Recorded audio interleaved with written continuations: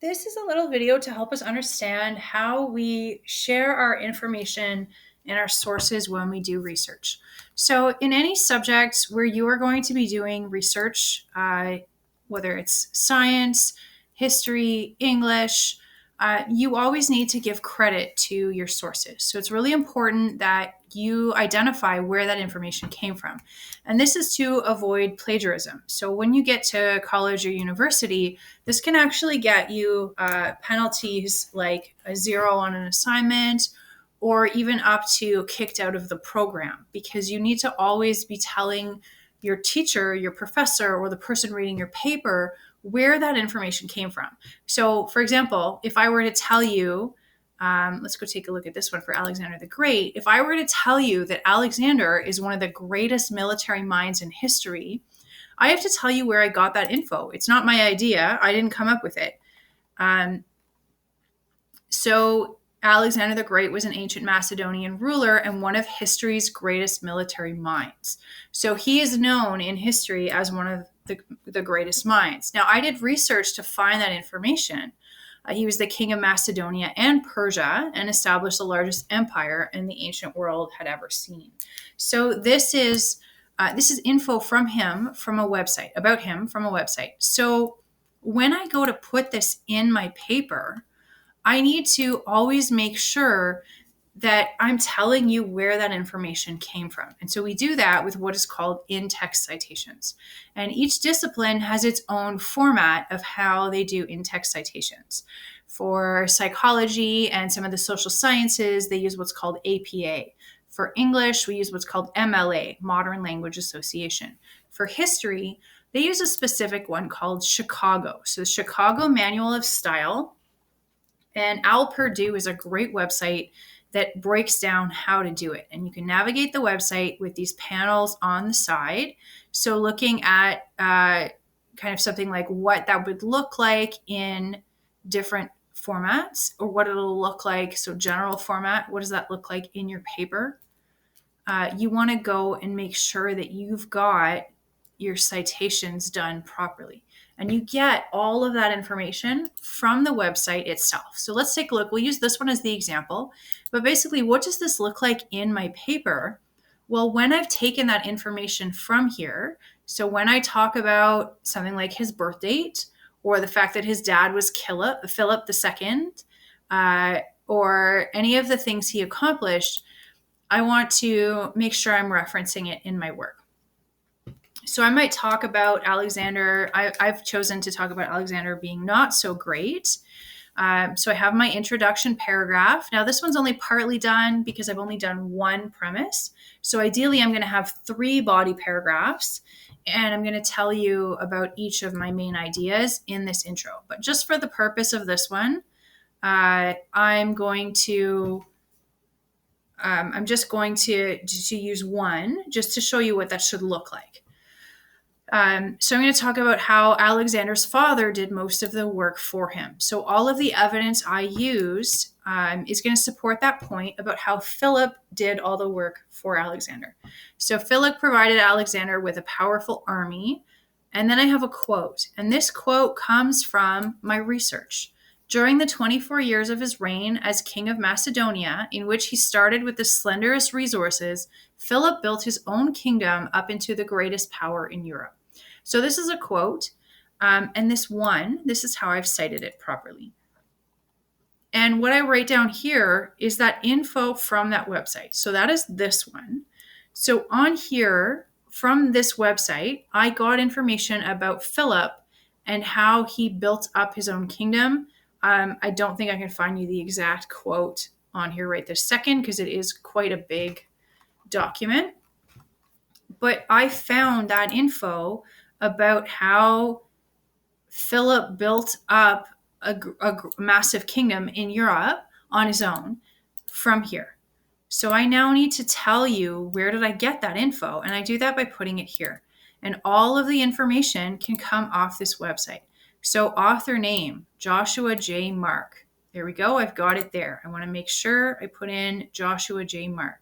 And then I use the general format of Chicago Manual of Style. And I'm just going to pause this video for a second.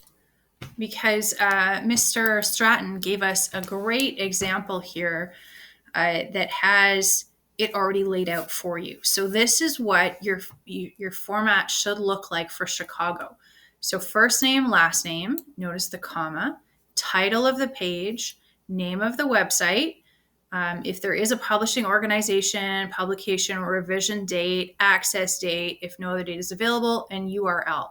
So what does that look like? And this is the footnote. So this is the piece that goes down here at the bottom of the page. So here I have it, first name, last name, title of the page, title of the website that it comes from. It's the World Encyclopedia, World History Encyclopedia, or Ancient History Encyclopedia.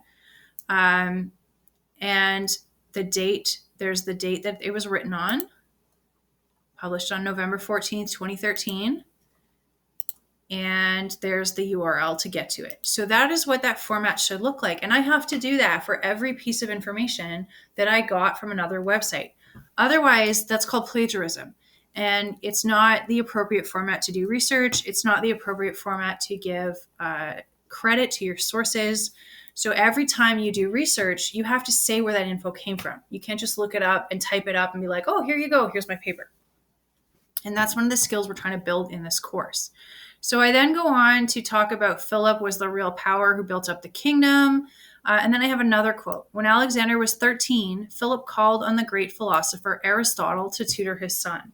So we get information about how Aristotle was a tutor for his son. And this comes from my second source, history.com. So that comes from this one. And again, same thing. I'm not going to find you the quote directly in here, but this is the website I used to get that information that Aristotle was his tutor.